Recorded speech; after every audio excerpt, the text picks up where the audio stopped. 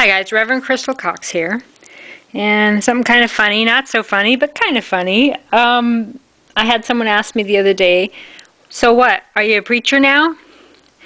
And it's kind of interesting because I've been told I was a preacher my whole life.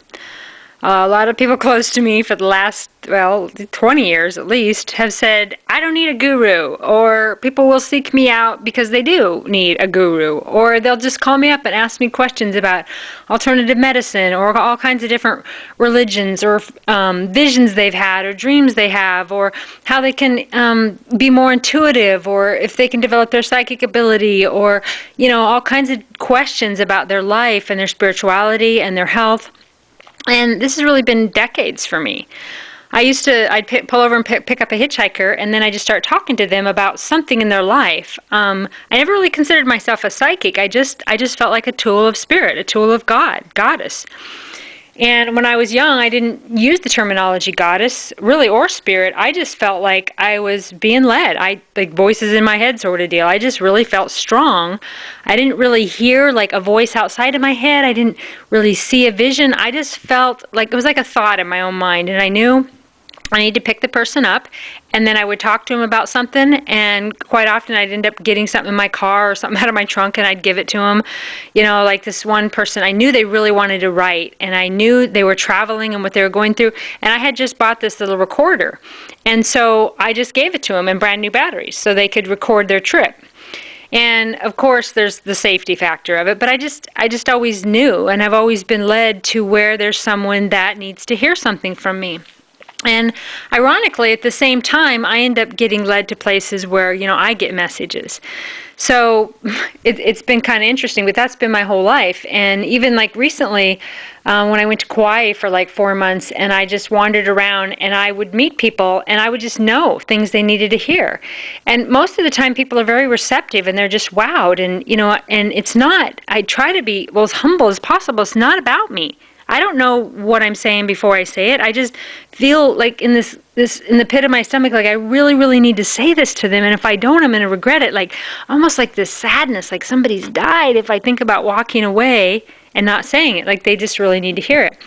This one couple I met out in the water. I was neck deep in the water and just kind of swimming around. And I just started talking to them. And this amazing stuff just came out. And then I told them about starting a church and stuff, and the guy said, well, you definitely need a pulpit somewhere. And I just give him all kinds of information about some spiritual work he was doing and things I saw, just business all across the board. And about an hour later, he sought me out on the beach and sat with me and asked me a whole bunch more questions. And it was just a really cool and validating experience. And for me personally, I get so excited. It's like a kid at Christmas is all I can akin it to, is because I just get I vibrate really high, my hands feel really warm, I get really giddy and excited when Spirit's moving through me, when I'm telling something to somebody that I know that Spirit wants me to tell them. And it's quite often it's sad because it's rejected in a way of like the people don't feel like that's quite right for them. But even those, it ends up months later or sometimes even years later or even a decade later in some cases where people are like, you were right. And I'm like, well, thank you for that, but I wasn't the one giving you the message. Your spiritual guides, Spirit, God was giving you this message, and apparently you digested it when you actually needed to hear it. So I'm just a tool, and I make myself available.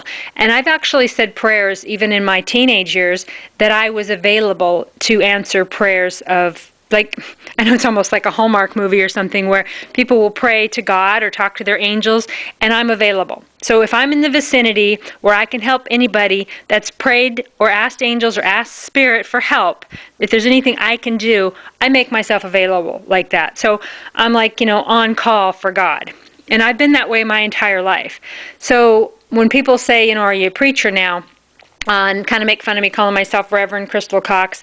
I chose Reverend because I like priestess, but Reverend seems strong, and there's Reverend Mother. That's a lot of women that use that term, and I just think that it sounds strong, and I like it. It feels good to me, and so that's kind of what I'm going with. And I feel like in this society, you kind of need a label. Everybody's got their job and something they do, and I feel like this is my work and this is my job, and so I call myself Reverend. And I know that people laugh at me and they say it to me derogatory in the way of, what are you, a preacher now, whatever. But people that have known me my whole life, or even these strangers, if I crossed over right now and I had to review it all, I would think there would be a large amount of people my entire life. Even my mom tells me when I was a baby at the store, trying to get people's attention and make them smile and be dedicated at getting their attention so that I could make them smile. And it's kind of been my whole life. And I've been I'm empathic, but I've met some people who are way more of an empath than me. I'm more like experience emotions heavily. I'm here in this lifetime, I know, in a big way to learn about emotions. They kind of derail me and control me at times, and I'm really trying to master that. And so I'm kind of like, I can only liken it to the contractor that never finishes their own house. I know a lot of stuff about a lot, and I love guiding people in alternative medicine and spiritual things and really making people's lives better and helping to lead them in a good direction, whether they go that way or not. I love that energy coming through me, but I also seek that out in people that are like me, and then I try to make my life better. And I stumble and I fall, and I do better. I stumble and I fall. I have some things I've been working on, since I first recognized them, 30 years ago, and I'm still struggling with those same issues. And so I am not preaching to say, I know best and I'm better than you. I'm preaching to people and being this guru or this guide because I know this stuff. Spirit moves through me. I'm a big reader. I've been a big reader my whole life. My mom used to call me a big reader when I was a kid. And I just love reading. I love digesting information and studying. And I like to regurgitate that when people need to hear that. Quite often people don't want to hear it. So it's like for me to get into a platform of where I'm around the people that want to hear it, or doing things on the internet where they find me when they need me or want me or when Spirit leads them to me. I have people that seek me out now, and I do give spiritual counseling to people, and they come to me for that. And so that's kind of a better way to do it, because when you're just sitting down in a social setting, it's just really hard for me, and people ask me a question, and I have great depth on anything. And it doesn't mean that I'm smart or that I think I'm all that. It just means I got a lot of knowledge and a lot to share. And I think, I don't know the exact quote, but it's some Anais Nin quote about I must be a mermaid because I fear shallow and I love depth or whatever. So that's kind of how I am. So yes, I am a preacher now, but I've been a preacher my whole life, and I'm not even sure how to define preacher in that. Or, like I said, several people in my adult life have said, I don't need a guru.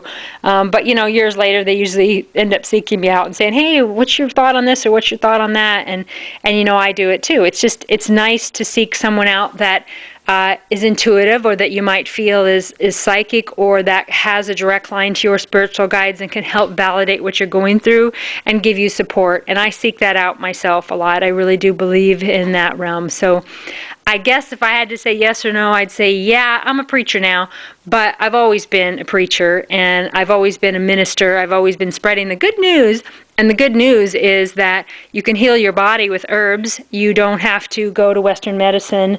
The good news is that you can have a relationship with God, Goddess, Spirit, angels, archangels, and you don't need a religious organization to do that. Your relationship with Spirit is between you and Spirit. The good news is that there's a lot of beautiful things here on earth, and there's a reason to stay here and to live through it and to get to graduation. And it's really hard to explain, but I want to empower people to, have a natural death, versus suicide, because it can be very, very hard here on this planet. And so I have dedicated my life to this, and my entire life. Even the anti-corruption blogging stuff that I've done has been completely spiritually driven to me. Yes, I curse. Yes, I believe in Jesus Christ, and in Wiccan, and in Buddhist, and I'm very much into Native American stuff, and shaman stuff, and just all kinds of different spiritual modalities. So I am definitely a non-denominational preacher across the board, and I am available to give spiritual advice to those that are called to me, or those that I feel like I am aligned with to do so. Anyway, I hope you guys have a great day or evening whenever you're listening to this, and Goddess bless you all. Bye-bye.